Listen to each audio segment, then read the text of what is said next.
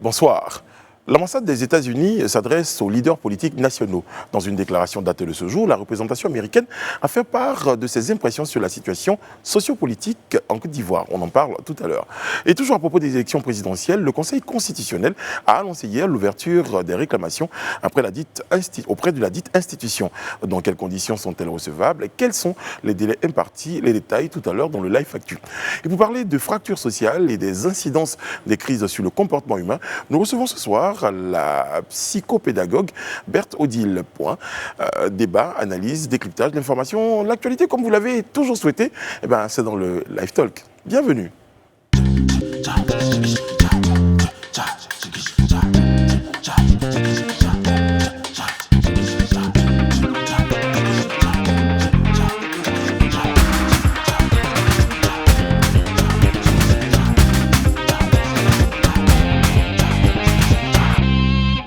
Oyez, oyez, on est content d'être là comme tous les soirs. Et la team à mes côtés, ne dira pas le contraire, vu qu'on est content ensemble et on sera content longtemps. C'est un content en brie, quoi. En brie. Ils sont contents. C'est vrai que vous êtes contents, la team. Yes. Ouais, on est très contents. Ouais. Voilà, c'est très très bien. On est content de te voir. Voilà, je crois qu'on va commencer cette émission, j'y ai pensé. Puis en général, quand ça se passe dans ma tête comme ça, je pose une question chaque fois pour commencer. Qui aujourd'hui? La question, vous devinez qui, quoi? Qui? Non. À quoi pensez-vous? Qui sera élu président des États-Unis? Alors, les élections aux États-Unis se déroulent, j'ai envie de dire, se sont déroulées. Les résultats continuent à se dérouler, on va dire. Voilà, continuent à se dérouler. On attend les résultats. Et un petit point avant la suite, on va en parler avec vous, Sophie Aïda. Tout de suite, hein? Oui. On rentre dans le vif du sujet. Exactement. Comme ça. Alors, hello, bonjour à tous. Bonjour Brice. Bonjour. Alors, pour l'instant, pas de vainqueur. Hein. Comme tu as dit, c'est l'émission. Tu m'as pris de court là. La bataille, on va dire, est assez. Oui, vas-y. D'accord, on reprend tout ça. Voici le Live Actu. Et pour parler de l'élection américaine, il y a avec nous Sophie Aïda. Bonsoir. Bonsoir Brice. Très bien. Voilà, alors l'élection présidentielle, comme je vous le disais hier, a donc eu lieu le mardi 3 novembre. Donc le décompte des votes est toujours en cours. Pour l'instant, on n'a pas de vainqueur, c'est assez serré. Et juste avant d'ailleurs le début de cette émission, on a appris que Joe Biden avait gagné l'État du Wisconsin, donc ce qui lui donne 10 voix en plus de grands électeurs et qui le met à 248 voix sur 270 dont il a besoin pour gagner cette élection, contre 213 voix pour Donald Trump. Tu avais une question? Non. Non? Ok. Alors, donc comme je vous l'ai dit, hein, plusieurs personnes, je pense, sont restées connectées, surtout de ce côté de la planète, sont restées connectées toute la nuit jusqu'à, moi, par exemple, jusqu'à 4 h du matin, en attendant, en espérant avoir des résultats qui allaient voilà, donner la victoire à l'un des candidats. Malheureusement, ça n'a pas été le cas. Et puis, donc, à 6 h du matin, toujours rien. Jusqu'à maintenant, toujours rien. Là-bas aussi? Oui, non, toujours. Je pense qu'il y a plusieurs personnes qui n'ont pas dormi. Hein. On a vu des images de partisans, que ce soit des démocrates ou des républicains, qui en train de pleurer, dans tous leurs états, parce qu'ils s'attendaient à avoir une réponse plus rapide de ces votes-là. Alors, on a eu quand même des annonces, des discours de Joe Biden et de Donald Trump. Donald Trump qui, lui, donc s'est exprimé sur Twitter, mais aussi en live. Et sur Twitter, il a dit... Alors, qu'est-ce qu'il a dit? Excusez-moi. Alors, un petit groupe de personnes très tristes essaie de priver les électeurs américains de leur droit de nous voler la victoire et nous ne l'accepterons pas. S'est exprimé donc Donald Trump en direct de la Maison-Blanche. Sur Twitter, il a également exprimé voilà, son désaccord avec le processus de compte des votes en ce moment. Il considère, il l'a dit, hein, que franchement, nous avons gagné ces élections. Ça a été ses mots. Et puis Joe Biden, lui, a assuré ses partisans en disant « on va gagner la Pennsylvanie ». Pour l'instant, on n'a toujours pas les résultats de la Pennsylvanie. Alors tout devrait se jouer, comme on l'a dit hier, hein, avec les swing states, donc les États de la ceinture de rouille, la Pennsylvanie, le Wisconsin et le Michigan. Le Wisconsin qui a déjà été remporté par Joe Biden. Donc maintenant, il en reste 2. On va voir quelle sera la tendance et vers quel candidat ces États vont pencher. Et il faut dire que cette élection-là intéresse la planète entière, j'ai envie de dire finalement. Les Africains ne demeurent pas en reste. Et d'ailleurs, nous sommes en ligne avec Mme Angèle Kouemo, elle est coprésidente des femmes africaines pour Biden-Harris. Bonsoir, madame. Bonsoir. Bonsoir, vous m'entendez? D'accord. Je crois que le temps que l'appel... En tout cas, une chose est sûre, hier, Sophie le disait dans son intervention, c'était l'occasion de voir si justement la surprise des dernières élections de 2016, justement, était un accident. Mais ça n'a pas l'air d'être un accident finalement, parce qu'on voit que les résultats sont... Madame Kouemo, vous nous entendez? Excusez-moi. Oui, bien sûr. Oui, je vous entends. Très bien. Vous voyez ou pas? Si, on vous entend, c'est super. Alors, dites-nous, quelle est l'ambiance en ce moment? Ah ben tiens, en plus on vous voit. Quelle est l'ambiance en ce moment? Je rappelle que vous nous appelez de Washington. Washington, DC. Bonsoir l'équipe de Live, bonsoir Sophie. J'ai une surprise pour vous. Je suis avec Madame Rosine Kadji, qui est la coordinatrice des francophones pour Trump et qui est aussi présidente des Africaines Walking Marathon. L'ambiance est tendue, mais un contact très cordial. Voilà. Hein, Sophie? Yes. Hein, Rosine? Oui, bonsoir. Ok. Bon, on voit que l'ambiance est un tout petit peu à l'euphorie. En ce moment, les tendances, on l'a dit, sont très serrées. Hein. Vous avez des chiffres plus précis? Oui, nous avons des chiffres un peu plus précis en ce qui concerne la fraude électorale, parce que nous sommes victimes ici de grandes fraudes électorales. Par exemple, nous avons en Wisconsin beaucoup plus de votants que nous avons d'inscrits dans les listes électorales. En ce qui concerne le Georgia, nous avions à 3 heures du matin Donald Trump qui avait largement gagné, et d'un seul coup, il est arrivé, je crois, des centaines de milliers votes pour Biden qui sont arrivés comme par hasard, comme des cheveux sur la soupe, comme vous dites en français, et qui venaient de la post office. Et ça se retrouve dans d'autres États. Je pense fermement que Donald Trump ne va pas se laisser faire en ce qui concerne la fraude et que nous remporterons la victoire après quelques jours. Vous voyez, Sophie, je me porte totalement en faux avec sa position, à ce qu'elle pense. M. Biden va remporter les élections, les décomptes se font, il est en train de le remporter, malgré ce que le camp de Trump est en train de dire. Mais malheureusement, il faut attendre, il faut rester patient. Et jusqu'à maintenant, l'avancée de Biden est constante. Depuis hier soir, il est en tête de liste et il n'a pas perdu de voix, il continue à gagner d'État en État. Et il n'est pas loin de faire les 270, il est déjà à 242, je pense. Donc, il suffit qu'il prenne 2 États, aussi, et puis un président. Ah oui, mais attention, on ne va pas se laisser faire. De toute façon, c'est en toute amitié, ok?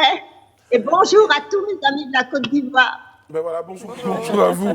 Merci beaucoup, Madame Angèle Kouemo, de nous donner un tout petit peu l'ambiance sur place à Washington, D.C.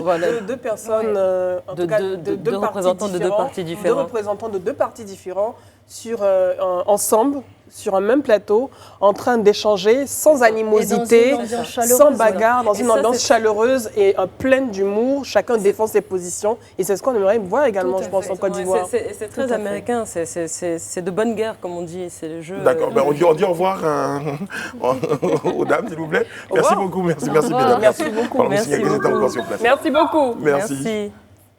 Très américain, comme vous le disiez, Sophie, mais ce qui est loin d'être très américain, ou est peut-être très américain et qui était peut-être masqué durant toutes ces années-là. Les États-Unis sont considérés comme étant les gendarmes du monde, comme étant l'exemple de démocratie par excellence. Sur cette élection, très franchement, ok, on a cette belle image-là des représentants des différents candidats côte à côte et qui rigolent, c'est bien, mais on a quand même un président qui s'est autoproclamé avant les résultats. Et très franchement, aujourd'hui, quand on est américain, je crois que ça doit être une honte, il faut appeler un chat. Parce que je dirais une honte j'ai pas envie de les appeler des donneurs de leçons, mais c'est un peu ce qu'ils font. parce que malheureusement, dans certains pays qui essaient d'imiter leur exemple de démocratie, on n'a pas forcément leur niveau. Donc on a très souvent des leçons qui sont données par cet exemple de démocratie qui aujourd'hui nous montre également qu'ils sont très fragiles à ce niveau-là aussi. Donald Trump n'est pas forcément à l'image de tous les Américains. Donc je pense qu'on a pu voir justement sur cette image, on a pu voir d'autres personnes, que ce soit sur les réseaux sociaux ou autres, qui sont de partis différents mais qui ensemble réussissent à discuter et à échanger. Et je pense que leur exemple, en fait, tu viens de le dire, Donald Trump, c'est un homme politique. Elles, ce sont on va dire des militantes, mais ce sont surtout des citoyennes. Donc, est-ce que forcément un citoyen devrait être à l'image ou se comporter comme l'homme politique qui soutient? Parce que c'est pas là-bas que je Ce que ça veut dire aujourd'hui, c'est que je parle de l'État américain, pas des Américains. On est d'accord. On a eu la belle image des Américains côte à côte. Pour l'instant, et on espère que ça continuera comme ça, même si au niveau des États-Unis, on craint des violences, parce qu'il y a des commerces qui sont fermés, parce que voilà, certains États sont en état d'alerte. Donc on peut craindre aussi à ce niveau-là, même au niveau des Américains, des affrontements, voire des violences. Mais je voulais quand même parler de ce que représente l'État américain pour la démocratie dans le monde. D'entendre ça sur des antennes, sur les médias, très franchement, c'est un peu décevant. C'est clair que je pense que ça a été un choc pour beaucoup, parce qu'on en a parlé, plusieurs personnes se sont inquiétés non, pas inquiétés, mais insurgés par rapport à cette déclaration qui n'a pas lieu d'être, parce que les votes n'ont pas terminé d'être comptés. Mais c'est à l'image de Donald Trump. On n'est pas surpris. Avant même cette élection, il avait dit qu'il y aurait des fraudes, et que certainement le décompte il y aura des fraudes au niveau des décomptes. Donc lui, il n'est pas prêt à en tout cas, pour l'instant. Et comme je le disais, c'était une grande surprise quand même de voir ces résultats, parce qu'il faut dire que sous son gouvernement, il y avait pas mal de polémiques à son sujet. Donc on s'attendait à moins. C'est ça en fait. Donc il a beaucoup de votes qu'il gagne ou qu'il ne gagne pas. Peut-être quand on parle de son gouvernement et quand on parle de toutes ces périodes qu'il a fait à la tête des États-Unis, les études sont là et les chiffres aussi. Je veux dire, polémique peut-être au niveau racial, mais au niveau économique, c'est très positif par rapport à ce qu'il a eu d'Obama. C'est un bilan qui est quand même assez positif en fonction des chiffres que les Américains ont. À part la crise de la Covid qui malheureusement a été mal gérée. C'est énorme quand même, la crise de la Covid, on parle de centaines de milliers de morts. En tout cas, aujourd'hui, qu'il gagne ou qu'il ne gagne pas, on saura quand même qu'il avait un certain poids. Voilà, c'était pas un accident. Et que sa popularité, en tout cas, a augmenté aux États-Unis. C'est ça. Ok, et puis ça va faire plaisir à Serge, parce qu'il disait tout à l'heure que de temps en temps, régulièrement, les États-Unis donnaient leur point de vue, leur avis. Et si aujourd'hui il en a l'occasion, eh bien il ne va pas louper cette occasion de le dire. Non, c'est pas comme ça que je voulais présenter la chose, mais effectivement, c'était important de le relever. Exactement. Bon, alors justement, concernant la situation socio-politique en Côte d'Ivoire, c'est l'ambassade des États-Unis qui appelle un dialogue inclusif. Je pense que là, on peut leur dire. Effectivement, l'ambassade des États-Unis s'est exprimée, s'est prononcée dans une déclaration qui est là. J'ai aimé faire le pont, j'ai adoré faire ce pont-là. Ça te titillait, ça te démangeait, j'imagine. Donc, dans une déclaration qui a été transmise à la presse ce matin et qui a été également diffusée sur leurs réseaux sociaux, l'ambassade des États-Unis à Abidjan a condamné la violence qui a eu lieu pendant la période électorale en Côte d'Ivoire. Elle a également exhorté, et je cite, les autorités compétentes à enquêter sur tous les incidents de violence et à tenir responsables les auteurs commanditaires. Les États-Unis ont également encouragé et exhorté toutes les parties, groupes et individus à s'engager dans un dialogue inclusif pour trouver des solutions pacifiques à leurs désaccords et surtout apaiser les divisions internes. Pour toujours l'ambassade des États-Unis, les griefs liés à l'élection présidentielle doivent être résolus de manière pacifique et surtout transparente dans le cadre légal. Ils font également écho à l'appel lancé aux leaders de Côte d'Ivoire par la mission d'observation des élections de l'Union africaine pour qu'ils renouent le dialogue pour préserver la cohésion sociale et prennent les mesures nécessaires pour garantir l'inclusion afin de créer un climat de confiance capable de garantir la paix et la stabilité. N'oublions pas également que suite à cette déclaration, il y a eu également celle du porte-parole du ministère des Affaires étrangères qui s'est prononcé également lors d'un point de presse et qui a été diffusé sur le site officiel France Diplomatie. Donc, en quelques mots, la France partage pleinement les préoccupations exprimées par l'Union européenne concernant les tensions et les incitations à la haine qui ont prévalu durant ce scrutin et surtout condamne les graves violences qui, malheureusement, ont eu lieu. Elle relève également les fortes disparités de la participation électorale selon les régions du pays. On a eu également l'intervention et la prise de position de la Suisse aussi, qui s'inquiète de la situation dans notre pays au regard des résultats provisoires du scrutin et des différents rapports d'observation de l'élection présidentielle en Côte d'Ivoire, qui ont bien sûr attesté du taux de participation selon eux, très disparates selon les régions. Et l'ambassade de Suisse a également constaté l'absence de consensus dans les différentes étapes du processus électoral. Ce qu'il faut retenir, c'est que toutes ces représentations diplomatiques dans notre pays également, comme on l'a cité, le ministère des Affaires étrangères, sans oublier la déclaration conjointe de la CEDEAO, de l'Union africaine et des Nations unies, appellent au dialogue les différentes parties, appelle également à ce qu'il y ait des enquêtes pour pouvoir situer les responsabilités concernant les incidences et les violences qui ont eu lieu au cours de ce scrutin. Justice et dialogue. Et il faut rappeler également. Exactement. C'est les mots qui reviennent. Bien sûr. Merci beaucoup, Edith, pour ce point-là concernant les différentes réactions. Donc, les interventions et les communiqués au niveau des chancelleries et des pays amis. Exactement. Disons-le comme ça. Alors, Réana, avec vous, c'est le Conseil constitutionnel, parce que le processus électoral suit son cours, donc il y a eu la proclamation des résultats provisoires, et le Conseil constitutionnel a donné de la voix. Tout à fait. Alors, il faut savoir qu'en application donc, de l'article 60 du Code électoral, les candidats à l'élection présidentielle du 31 octobre 2020 auront 5 jours après la proclamation des résultats provisoires pour faire connaître leurs éventuelles réclamations, on va dire relatives à la régularité de ce scrutin. Et c'est dans un communiqué donc daté du 3 octobre 2020 que le Conseil constitutionnel a annoncé l'ouverture des réclamations relatives à la présidentielle du 31 octobre. L'ouverture prévue le 4 novembre, donc aujourd'hui, qui s'étend sur 5 jours, donc qui prendra fin le dimanche 8 novembre 2020. Et ça se passera donc au secrétariat du Conseil constitutionnel, donc qui se trouve à Abidjan, au plateau. Et alors, à l'expiration de ce délai de 5 jours, le Conseil constitutionnel tient à rappeler que plus aucune réclamation ne sera reçue et le Conseil entrera en délibération afin de proclamer les résultats définitifs de l'élection en application de l'article 127 de la Constitution. Alors, il faut rappeler que les résultats provisoires ont été annoncés. Donc, pour tous ceux qui ont des réclamations à faire, c'est le moment. C'est pendant ces 5 jours que ça va se jouer avant d'obtenir les résultats définitifs. Voilà. Merci pour ce point. Oui, exactement. Juste à la fin, je pense que c'est précis, c'est concis. Donc ça répond un peu. Alors il faut savoir, si tu permets, juste les réclamations doivent quand même être accompagnées de pièces justificatives. On ne prend pas de réclamations comme ça. Voilà. Non, il faut rester dans le cadre légal. Il faut préciser. On parlait justement des scènes de liesse. Donc en fait, on doit attendre la proclamation définitive avant les scènes de liesse. Et je pense que c'est peut-être pour cette raison également que ces différentes représentations diplomatiques n'ont pas tout de suite envoyé des messages de félicitations en attendant la certification des résultats. Parce que ça reste provisoire. Voilà. Merci, monsieur, mesdames, pour ces différentes informations, pour ce tour de l'actualité. On referme les portes et les fenêtres du LUVU, du Life Actu, et on ouvre celle du LUVU, entendu à présent. Voilà. On y arrive.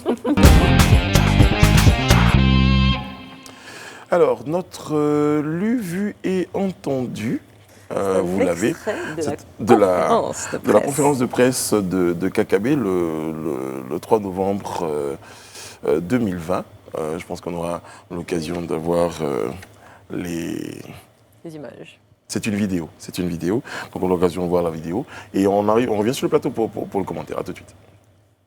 La CEI, dont j'ai maintes fois critiqué la composition, vient de proclamer ses résultats. Au vu de ces résultats donc annoncés par la CEI, force est de reconnaître que la Côte d'Ivoire n'a pas encore gagné la bataille de la transparence. Pour ne pas ajouter au trouble qui a saisi le pays, j'arrête là mon commentaire sur la faible sincérité du scrutin, même si j'en suis l'une des victimes. Démocrate et respectueux de nos institutions, j'ai fait le choix de privilégier une élection très imparfaite à une guerre civile meurtrière. Il a fait le choix de privilégier une élection très imparfaite à une guerre civile. À une guerre civile. À propos de M. Kakabe. Alors, je pense que ça sera le premier à aller peut-être déposer sa réclamation à la CEI au regard de...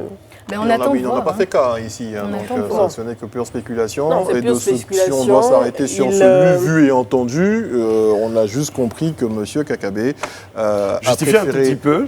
Il justifie également sa participation pour ceux qui... je ne pense pas qu'il se soit étendu sur la justification. Il a dit qu'il assumait parfaitement sa participation à cette élection parce qu'il a préféré y aller plutôt que de faire le choix d'une guerre civile meurtrière. Donc il a préféré aller dans une élection très imparfaite, comme il a dit, plutôt que dans un processus qui nous aurait mené à une guerre civile meurtrière, selon ses propres dires. Mais je pense pas qu'il... J'ai vu deux choses dans cette vidéo, parce qu'il y avait la version un peu plus longue dans laquelle il avait même félicité le président Alassane Ouattara dans le cas où il serait effectivement élu président. Donc j'ai vu le fair play déjà, mais j'ai aussi vu l'homme politique qui fait passer l'intérêt de la population avant ses intérêts personnels. Donc au-delà, au lieu de venir nous dire non, je revendique parce que j'estime que cette élection n'a pas été sincère, qu'elle a été imparfaite, il accepte ce qui a été dit par la CEI. Cette élection est très imparfaite. Oui, mais en fait, je pense... Ce sont ses propres mots. Je pense, comme Rayana disait, c'est une partie de la vidéo. La vidéo est beaucoup plus longue. Et certes, il considère que cette élection est imparfaite, mais il n'est pas non plus en train d'avoir un discours qui incite, comme elle disait, à la haine ou à la violence, et frustration, et ainsi de suite. Non, il est dans l'apaisement. Il est dans l'apaisement. Et c'est de ce dont on a besoin aujourd'hui. Je le disais hier, la Côte d'Ivoire aujourd'hui a besoin de paix. Et je pense que son discours, tout ce discours-là, allait dans le sens de la paix, en tout cas, de l'apaisement. Mais donc, il a tout de même placé, parce qu'il faut juste à l'entame de en tout cas dans cette partie, au vu des résultats, la bataille de la transparence, selon lui, en tout cas selon ses propos, n'a pas été gagnée, mais il reconnaît les résultats de cette élection. C'est aussi une forme de respect de l'autorité, donc de régulation. On suit le processus et puis on a fait confiance à un certain organisme pour s'en occuper. Qu'on estime que ce n'est pas parfait ou que ça a été mal jugé, on suit le processus. C'est le processus légal. Tout à fait. J'ai senti un soupir. Oui, non, mais pour résumer, en fait, toutes vos interventions, mesdames, et ce qui vient de nous dire, et d'ailleurs on a tous vu cette vidéo en long play, je pense qu'effectivement, on a entendu un candidat malheureux aux élections qui dit ne pas être sans critique en ce qui concerne le processus électoral, mais qui préfère voir à l'intérêt général de la nation et rester régalien, j'ai envie de dire, en respectant ce processus-là dans tout ce qu'il incarne au niveau de la constitution de ce pays. Donc effectivement, c'est la voie de l'apaisement, mais pour aller peut-être à l'encontre de ce que vous avez dit, puisqu'il ne l'a pas signifié dans ce discours-là et dans le résumé que nous faisons qui va vers l'apaisement, je ne pense pas que Kakabe soit le premier à aller à la CEI ou au Conseil constitutionnel pour réclamer qu'il y ait eu malversation. C'est une supputation. Voilà. On verra bien. Je m'apprête à le dire. L'avenir nous le dira. L'avenir nous le dira. Et notre invité du jour est une référence nationale en matière de psychopédagogie. Berthe Odile Pourrin est avec nous.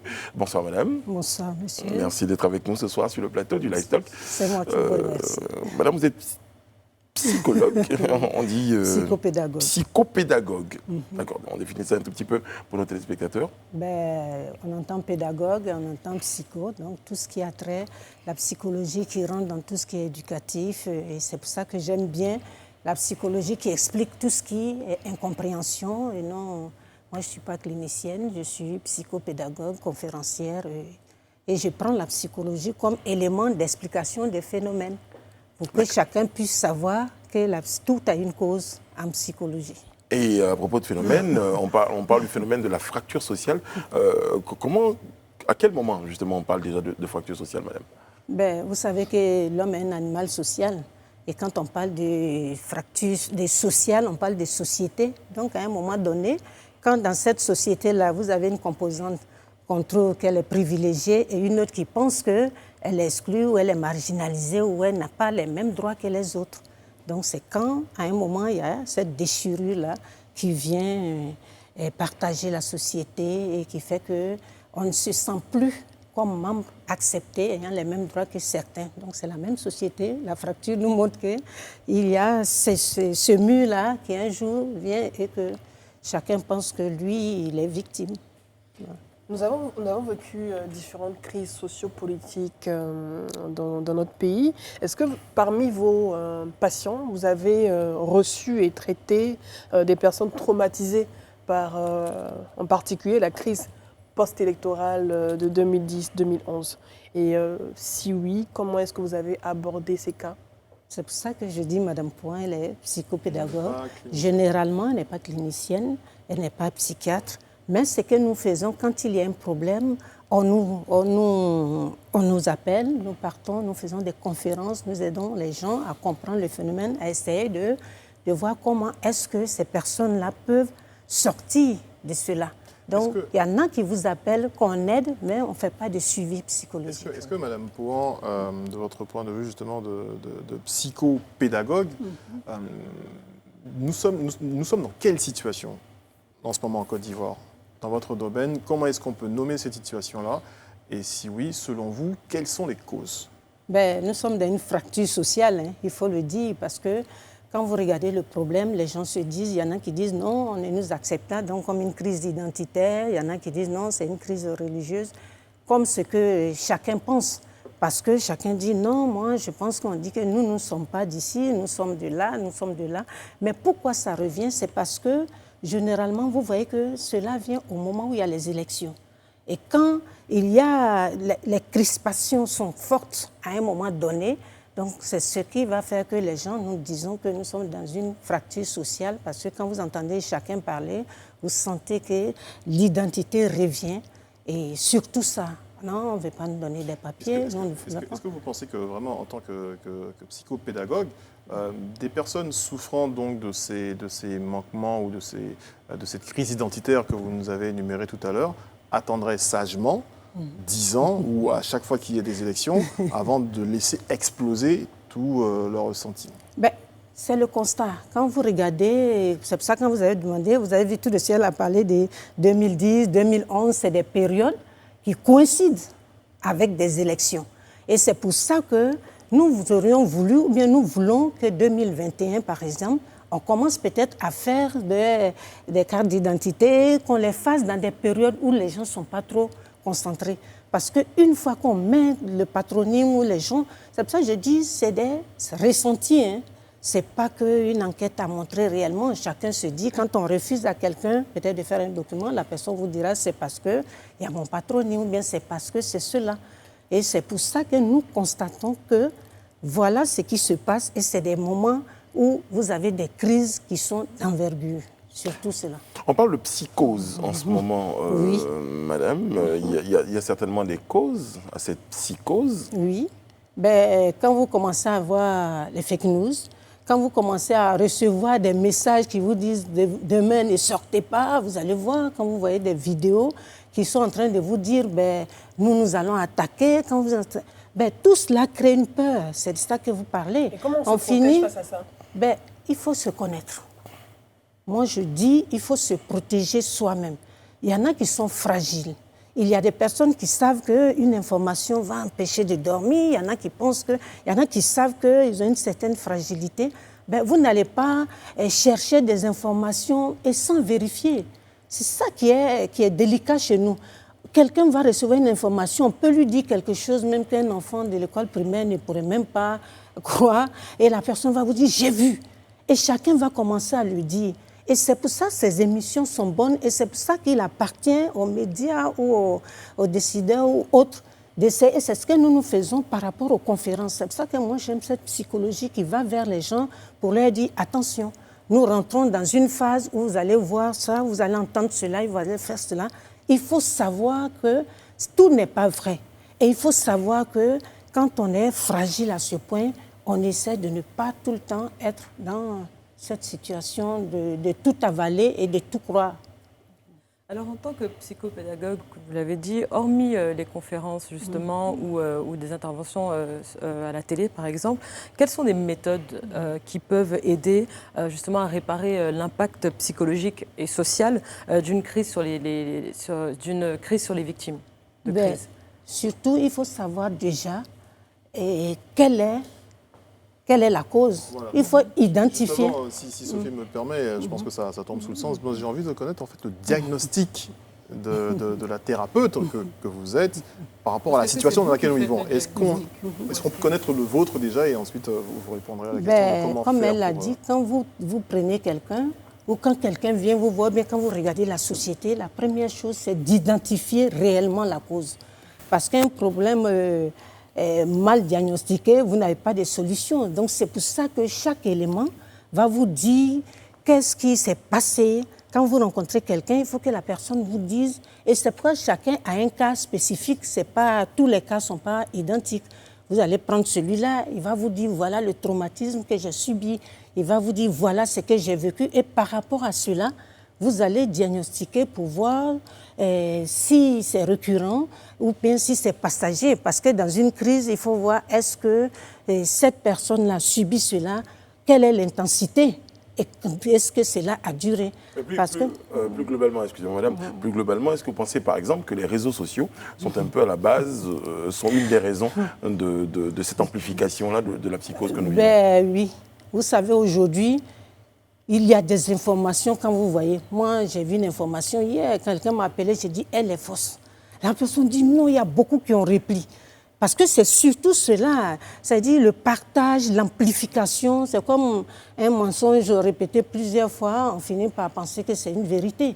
Donc, dans le diagnostic, il faut voir qu'est-ce qui a provoqué notre fracture. C'est pour ça que je dis, ce que je viens de dire là, c'est un élément. Mais maintenant, cette volonté de chacun de vouloir gagner une élection également en rajoute. Donc, c'est multicausal. Et c'est pour ça que je dis, il faut savoir par rapport à celui qui vient vous voir, quel a été, qu'est-ce qu'il a vécu comme fracture, comme élément qui fait qu'aujourd'hui, il se dit, moi, je ne me sens plus.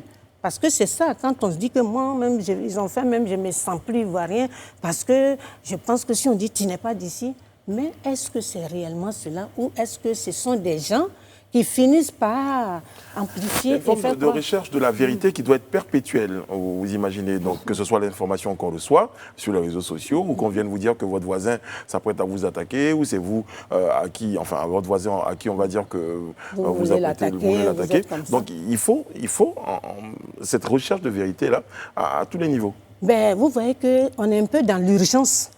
On est un peu dans l'urgence quand on vient vous dire voilà. Ce n'est pas qu'à ce moment précis-là, vous soyez capable généralement. Et puis à qui ils le disent? Vous et moi, quand même. On va prendre des pincettes pour essayer de comprendre à qui ils le disent. Est-ce que ces personnes-là ont la capacité de comprendre parfois certaines choses? Hier, nous avions sur ce plateau-là un invité qui estimait que de penser que les hommes politiques manipulent les populations, ce serait les infantiliser. Est-ce que vous pensez qu'on peut parler de manipulation, vous? Moi, je dis, en toute situation, il y en a qui profitent. Et quand on profite d'une situation, on peut l'amplifier. Donc, on peut également manipuler et puis avoir une part de vérité. Donc, on ne peut pas dire non, les gens ne manipulent pas. Moi, si j'ai besoin de savoir que les gens soient dans une posture qui m'arrange, je vais leur faire croire la vérité que je veux. Et c'est pour ça qu'il faut, on dit, éduquer, c'est faire sortir de l'ignorance. Donc, il faut qu'on apprenne aux gens à faire la part des choses, à leur dire, voilà, et c'est pour ça que j'aime bien, aujourd'hui, sur les réseaux sociaux, on vous dit, essayez de vérifier, allez-y à la source, mais est-ce que ceux qui le font, peut-être il y en a qui le font intentionnellement. Quand vous faites quelque chose intentionnellement, à qui vous amenez? À vos amis, on choisit les gens à qui on va amener cela. Et donc, c'est vrai que le politique va rentrer dedans. La politique va rentrer dedans. Mais également, il y a des éléments qui font que est-ce que la personne elle-même là a envie de chercher la vérité, de la comprendre? Madame Pouan, je veux être pragmatique pour les téléspectateurs qui nous regardent. On a parlé de psychose, on vit une période de psychose, on le constate dans les rues qui sont malheureusement vides.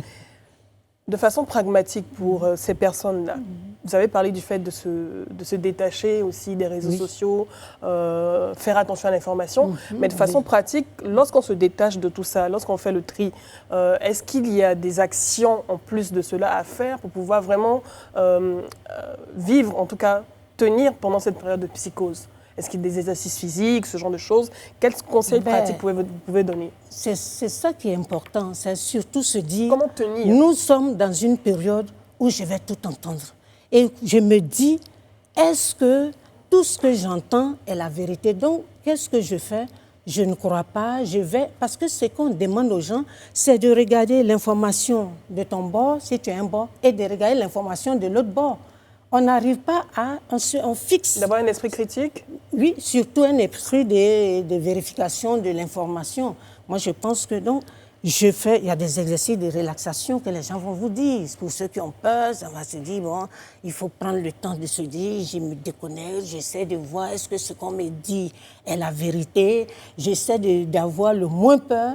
Est-ce que je m'informe? Parce qu'à un moment, les gens deviennent même paranoïaques. C'est-à-dire, ils vont appeler les gens, il y a combien de voitures dans les rues? Et c'est se dire, non, moi, je sens que je traverse telle ou telle période.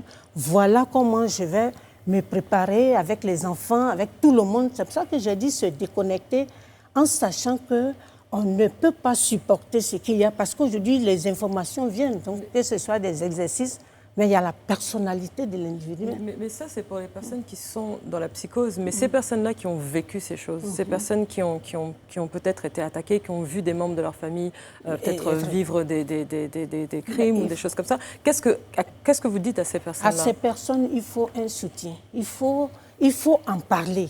Vous savez, parler est important. Il faut dire ce qu'on a vu. Il faut essayer d'écrire. Vous savez, quand on est dans des situations où on n'a personne pour parler, il faut toujours aller, que ce soit dans un centre, que ce soit des personnes... Est-ce qu'il y a des organismes en place comme ça, peut-être gratuits? Parce que vous parliez tout à l'heure de personnes qui ont la possibilité de pouvoir aller voir des psychologues ou des psychopédagogues. Mais est-ce qu'il y a des organismes qui sont gratuits? Beaucoup. Et je pense que même les assistants sociaux, dans les hôpitaux, vous avez quelqu'un avec qui parler, même un médecin, même quelqu'un...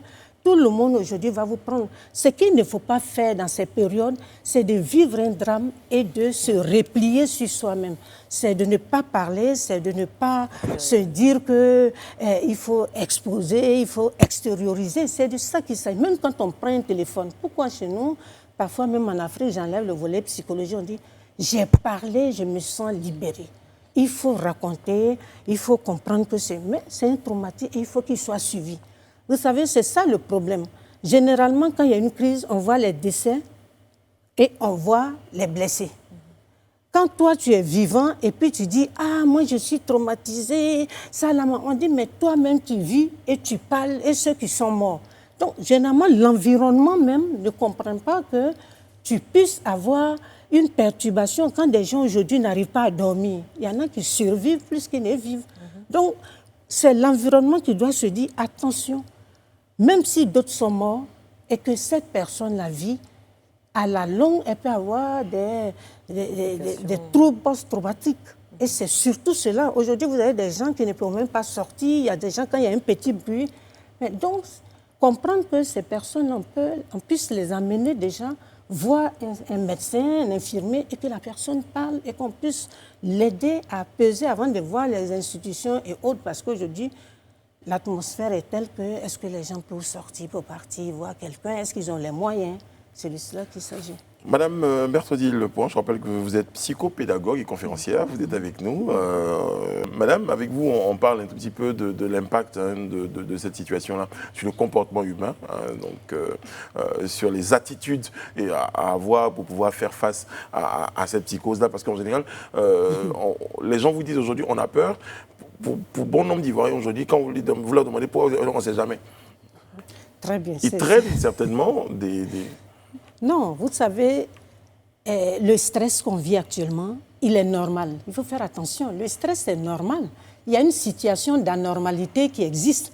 Donc, face à une situation d'anormalité, c'est normal. Si vous êtes stressé, on estime que c'est normal que ce corps-là vous montre qu'il y a quelque chose qui ne va pas. Mais maintenant, c'est comment nous réagissons face à ce stress. Et surtout, comme il l'a dit, Il y a des stress qui ont une cause. Bon, vous passez un examen, vous attendez le résultat, c'est normal, vous dites que c'est limité. Mais quand les situations sont telles où on ne sait même pas, c'est ce qu'il a dit, il y a des gens qui te disent « je ne sais pas ». Mais il y a cette peur-là du lendemain, de ce qui va se passer par rapport aux rumeurs.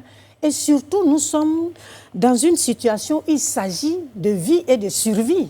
Tout ce qui dépend, tout ce qui va perturber votre vie et qui peut amener la mort, c'est normal que cette inquiétude-là naisse ou que vous soyez dans cette situation.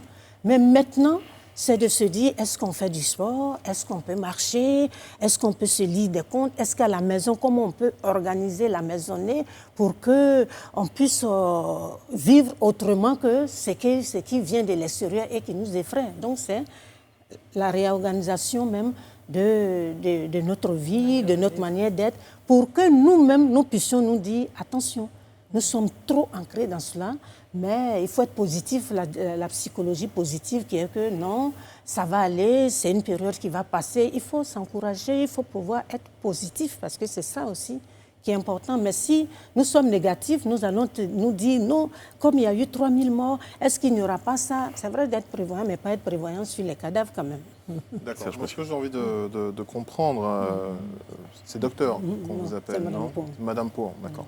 Alors, vous avez parlé de fracture sociale. Vous avez situé donc le mal, vous avez mis le doigt sur le mal. Pour vous, cette société dans laquelle nous vivons est donc fracturée au niveau social. Ok, nous avons identifié le mal. Comment est-ce qu'on le soigne? De votre point de vue, comment est-ce qu'on peut arriver aujourd'hui, si vous étiez aux côtés des dirigeants de ce pays, quel est le grain de sel que vous pourriez apporter? Quels sont les conseils que vous pouvez donner pour pouvoir arriver à soigner ce mal qui est la fracture sociale que nous vivons? Ce qui est bien, c'est que ce que l'homme détruit, il peut reconstruire cela. Parce que ce qui nous arrive est le fait des humains. Et c'est pour ça que le traumatisme est élevé. Parce que quand c'est une catastrophe naturelle et puis il y a des morts, on se dit la nature ne réfléchit pas. Mais quand c'est l'humain qui est cause de ce qui arrive, le traumatisme est élevé parce qu'on se dit cet humain-là aurait pu ne pas le faire. Donc quand cela est fait, c'est de comprendre cela et surtout la volonté de guérir ou bien de résoudre un mal est déjà la moitié de ce qu'on recherche. Parce que si on est des dirigeants et que nous disons non, ce qu'on entend, ce n'est pas normal, il faut qu'on se dise voilà ce que nous entendons, voilà ce que les enquêtes, et puis inclure tout le monde. Vous savez, moi j'ai applaudi quand on avait dit la Chambre des rois, des chefs, ou bien l'association des guides religieux, parce que vous avez toutes les tendances dedans. Donc il faut travailler à impliquer ces gens-là qui sont au quotidien dans nos villages, pour faire les états généraux. Nous pouvons dire voilà un mal, mais c'est multicausal. Et si on va et qu'on se dit voilà ce qui se passe, mais il faudrait qu'on prenne des décisions. Parce que quand c'est une fracture sociale, quand il s'agit de société, on doit se dire il y a des termes qui ne doivent plus revenir. Il y a des choses qu'on ne doit plus entendre concernant l'identité, concernant peut-être la religion. Il faut que nous disions on a trop souffert, donc à partir d'aujourd'hui, voilà les conditions. Si quelqu'un peut-être a les papiers pour faire sa carte d'identité, on ne cherche pas à savoir si tout est normal, hein, je parle de cela. Donc déjà, nous savons ce qui amène le problème. Tout le monde le sait, même les dirigeants. Donc il faut s'asseoir et dire comment est-ce qu'on peut le résoudre. Et surtout, moi je le dis, il faut que nous prenions en compte le fait que il y a une réelle fracture dans la société parce que la banalisation de quelque chose fait qu'on se dit « Oh, cela dit ça, c'est pas vrai ». Mais si quelqu'un dit « Je suis victime », il faut l'écouter. Quand 2 le disent, quand 3 le disent, donc il y a des thèmes qui ne doivent pas revenir. Il y a des situations que les gouvernants et nous tous, nous dit « Non, à partir d'aujourd'hui, ça ne doit plus revenir. Quand on doit faire des pièces, voilà des papiers, voilà tant. » Et on s'en tient à ça. Quand on va voir des gens qui vont dire telle ou telle chose, parce que c'est de ça que certains parlent, on va dire non, on ne le fera pas. Madame Point, je souhaite qu'on s'intéresse également à une frange de la population qui est très fragile et qu'on oublie souvent dans ce genre de crise, ce sont les enfants. Vous avez parlé de fracture sociale, vous avez proposé des pistes de solutions, mais quel peut être l'impact de cette fracture sociale et de cette psychose générale sur les enfants ? qui sont l'avenir de ce pays et qu'on oublie souvent, des êtres vulnérables qu'on façonne au fur et à mesure, l'impact de cette fracture sociale et surtout de cette psychose, et comment les en préserver pour éviter d'ici 10 ans, 20 ans, d'avoir à revivre d'autres situations similaires. Et à la suite d'Edith Brou, la prochaine question sera à la catégorie des jeunes, comment leur parler pour éviter de vivre cette psychose? Comment ils vivent cette période? J'aime bien parce que moi-même, les enfants, puisque je suis dans... Vous êtes au contact, disons. Et puis surtout même des enfants en conflit avec la loi. Et je fais l'école des parents avec leurs parents. Donc on essaie de ressouder le lien entre les parents qui étaient fâchés avec ces enfants, qui les ont abandonnés, qui pensaient qu'ils chassaient un enfant. Et aujourd'hui, les parents oublient que l'enfant copie un modèle. Quand on est à la maison, notre manière de parler, de stigmatiser peut-être les gens, de faire ça, mais l'enfant, il ingurgite cela. Et à la fin, mais vous allez avoir l'effet que vous voulez, cet enfant qui va également se dire, ça c'est comme ci, ça c'est comme cela. Et c'est pour ça que quand un parent parle, il doit se dire, je suis peut-être en couple, mais il y a le couple parental. Est-ce que les enfants ont besoin d'entendre les discours? Parce que quand on sort de la maison, c'est l'éducation de base qu'on nous a donnée, qu'on exporte. Même si l'expérience ou bien des rencontres vont faire que l'enfant peut avoir une bonne éducation et puis ajouter ce qui n'est pas bien. Donc, pour en préserver les enfants, c'est de voir le discours qu'on tient à la maison. Au niveau de la cellule familiale, à la maison, quel est le discours que nous tenons? Est-ce que c'est un discours d'amour, de fraternité envers l'autre? Parce que tout le monde forme cette société. Ça peut être aussi une cause de cette fracture. Mais bien sûr, comment vous éduquez l'enfant? Comment est-ce que l'enfant voit l'autre dehors? Comment est-ce que l'enfant... Éviter les débats politiques à la maison, par exemple? Oui, non, les débats politiques dans lesquels il y a de la violence. Parce que quand vous parlez peut-être d'un leader que vous dites, regardez-moi, celui-là, il est comme ça, il est comme ça. C'est-à-dire tout ce qui peut être un ferment pour cet enfant qui est en train de germer. Et c'est pour ça que je dis aux gens, il faut faire attention. Quand vous regardez les émissions d'enfants, les enfants sont des imitateurs et les enfants, ils idéalisent leurs parents. Quand un parent parle, l'enfant se dit, si papa n'aime pas celui-là, ou bien si papa dit ça, c'est comme ça, c'est que c'est réellement comme cela. Et donc, préserver les enfants, c'est préserver déjà... c'est avoir un discours qui pourra dire attention, mes enfants sont là. Est-ce que la haine ou bien l'amour c'est de l'amour ou bien la haine que je suis en train de s'aimer et en parler. Vu que vous êtes au contact avec ces enfants au quotidien, comment ils vivent cette période actuellement? Ah non, les enfants ont peur. Et je sais que la dernière fois, il y a un enfant qui disait que vraiment, si on pouvait tuer tous les grands. Wow. Vous voyez le thème? Wow. Ça veut dire qu'il trouve que... Mais parce que nous ne sommes pas des modèles aujourd'hui, parce qu'aujourd'hui, éduquer, c'est s'offrir un exemple. Les enfants, ce n'est pas les discours. Et quand il a dit ça, tu dis, mais pourquoi on va tuer les grands? Mais parce qu'ils sont méchants, parce qu'ils font qu'on ne va plus à l'école. L'enfant, l'amitié, la camaraderie, il se dit aujourd'hui, je suis à la maison, bien je ne vais pas parce qu'il y a une crise. Même les congés sont venus plus tôt. Donc, préserver les enfants des discours, essayer de mettre des CD, et puis même des films, des shows, pour ne pas que les enfants soient toujours en train de regarder nos discours, des trucs à la télé. C'est pour ça que le parent doit se dire, attention, moi je suis adulte, si j'ai ce comportement, je dois préserver. C'est le parent qui doit déjà... Et puis maintenant, quand on sort, il faut qu'à la télé, autres des émissions. Parce que nos enfants, aujourd'hui, quand vous regardez aujourd'hui les enfants en conflit avec la loi, c'est un peu 2010. Voilà, parce qu'ils ont quel âge aujourd'hui? On a envie de dire, donc la première étape, c'est le discours au niveau de la cellule familiale. Voilà. Le second discours qu'on a besoin de contrôler et qui a besoin d'être positif, c'est celui qui est partagé à travers les médias, véhiculé à travers les médias, également parce que les enfants sont... La deuxième éducation, on a envie de dire, c'est pour ça que quand des adultes parlent et puis vous les voyez en train de trembler à la télé ou bien en train d'être haineux, je dis, il faut faire attention. Parce qu'on ne parle pas toujours à des adultes, on parle également à des enfants qui sont à côté de leurs parents et qui nous regardent.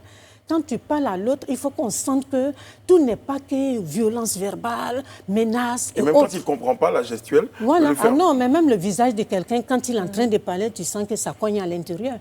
L'extérieur montre ce qui est à l'intérieur. On le voit, je vais juste prendre un exemple aux États-Unis avec il y a un terroriste américain qui a commis un attentat, un jeune qui avait moins de 16 ans, je crois, il avait 16 ans, parce qu'il suivait le discours de Donald Trump. Et c'est justement, je pense, à cause de cette intensité dans le regard et dans les messages. Et puis il l'a revendiqué ses actes. Regardez ce qui se passe, on voit. Parce que l'enfant, il est certes imitateur. Et puis, quand il est en train de faire, il a l'impression qu'il montre une certaine maturité. Ouais. Il veut montrer que lui, il peut faire comme les grands. Voilà. Aujourd'hui, quand vous regardez les enfants qu'on fait la loi, on vous montre des gens avec des machettes, mais c'est quoi? C'est une sorte de bravoure. C'est comme s'ils étaient des gens qui peuvent... Donc, il faut faire attention. La fracture sociale, elle prend en compte même les femmes et autres, tout le monde. Voilà. Tout à l'heure, vous avez parlé de suivi et d'accompagnement pour des personnes qui ont vécu ces crises-là. Mais on sait très bien qu'en Afrique, malheureusement aujourd'hui, quand on parle de psychologie, quand on parle d'aller voir un psychiatre ou quoi, on pense tout de suite à la folie. Non, surtout les gens, il y a un stigmatisé. Mais c'est surtout parce que je pense que... Moi, je pense qu'avant même de penser que ça coûte cher, il y a des personnes qui pensent que c'est fou. Il faut être fou pour aller voir un psychologue ou aller avoir un suivi. Donc vous, aujourd'hui, voilà, quel message est-ce que vous pouvez donner à ces personnes-là qui... Chaque fois quand les gens disent, je dis, mettez psychopédagogue. Oui, parce que je veux montrer, je dis aux gens, il faut que la psychologie soit sur les plateaux. Vous savez, quand on a fait le corona, les médecins venaient, mais il y avait un bouleversement social dans notre fonctionnement au niveau du travail, et puis même dans la relation autrui. Comme on dit, non, il faut être à 1 mètre d'une personne, il ne faut pas l'embrasser, il ne faut pas... Donc il y avait une transformation même de notre comportement au niveau de la société, surtout l'Afrique, où on aime être à toutes les manifestations, on est comme si... Mais des psychologues, des sociologues, on devait leur faire la part belle pour expliquer aux gens qu'il y allait avoir de la violence si vous ne faites pas ça, comment préparer les gens à ne pas avoir de la violence et autres. Mais parce qu'on s'est dit non, il faut emmener le médecin pour ne pas qu'il meure. Tout n'est pas la mort physique. Il y a également le comportement d'une personne qui ne sera plus comme avant, d'une personne qui va être dans la dépression, une personne qui va être dans l'anxiété et autres. Et donc, c'est ça, c'est ce qu'il a dit. Les gens ont pensé, et quand nous avons commencé les conférences en 2010, les plateaux, pour montrer, et je me rappelle que la première émission, quand je devais faire une émission sur une télé nationale en 2010, les gens me disaient, mais est-ce que les gens vont comprendre psychologie, c'est quoi? J'ai dit non, chaque fois qu'on va présenter des choses, je vais montrer les causes. Parce que tout a une cause. Qu'est-ce qui fait que ça fait comme ça? Pourquoi l'enfant devient ainsi? Pourquoi le parent doit faire attention? Comment faire? Et aujourd'hui, c'est surtout cela. Moi, je dis, la psychologie ne peut pas être seulement dans les bureaux, dans les cliniques. Et aujourd'hui, nous avons montré qu'on peut faire, la psychologie peut faire de l'anticipation. La psychologie, comme on est en train de dire aujourd'hui, peut prévenir. On va dire aux gens, attention, il y a une fracture sociale, mais on peut régler en nous asseyant, en montrant qu'on est tous dans la même société. Et dites-vous une question en 15 secondes et malheureusement vous avez 30 secondes pour répondre à la question. Je vais être rapide, mais vous pouvez juste citer, vous avez parlé de maladies physiques, mais quelles sont quelques maladies psychiques auxquelles on s'expose dans ce genre de période? Quelques la déprime, l'anxiété, le stress. Le stress, l'anxiété, la déprime, l'anxiété et autres. Et aujourd'hui même, vous avez tout cela va avoir une incidence sur le sommeil, exactement. Et la si manière vous êtes très anxieux, même la façon dont votre femme vous parle, vous lui répondez d'une certaine manière, mais en réalité, c'est lié au fait de la psychose que vous avez peut-être emmagasiné. Et on est l'humeur qui change, on est nerveux, on est crispé, il y a beaucoup d'éléments. Toutes ces maladies qu'on ne voit pas, psychosomatiques, tout ce qui est cancer, même des violences domestiques à la maison. Tout ce que vous voyez, donc tout cela doit nous montrer qu'il faut faire attention, on peut ressouder parce qu'on a un seul pays, la société est là pour tout le monde. Il faut tenir compte de ceux qui se plaignent et voir comment est-ce qu'on peut résoudre cela. Eh bien, les parents devraient être les relais des actions que vous menez. Donc, vous êtes psychologue, donc vous passez la main aux parents, psychopédagogues, voilà, il faut le dire, qui vont également porter le message auprès des plus vulnérables, des plus jeunes, ceux qui ont besoin d'avoir l'information. Et la vraie, en tout cas, nous avons été très, très heureux de vous avoir sur notre plateau. Et on vous rassure qu'on aura d'autres occasions de vous recevoir pour, encore une fois, apporter ce message de paix, apporter ce message-là aux uns et aux autres. C'est moi qui vous remercie. Merci de savoir que la psychologie peut jouer son rôle dans ce climat qu'on vit actuellement et que chacun doit se dire la volonté de ressouder doit venir de chacun de nous. Madame Berthe Odile-Pouan, je rappelle, vous êtes psychopédagogue et conférencière. Vous avez été avec nous sur notre plateau. On va mettre un terme à ce rendez-vous d'aujourd'hui. Donnez rendez-vous demain à nos téléspectateurs. D'ici là, prenez grand soin de vous et des autres et que Dieu vous garde.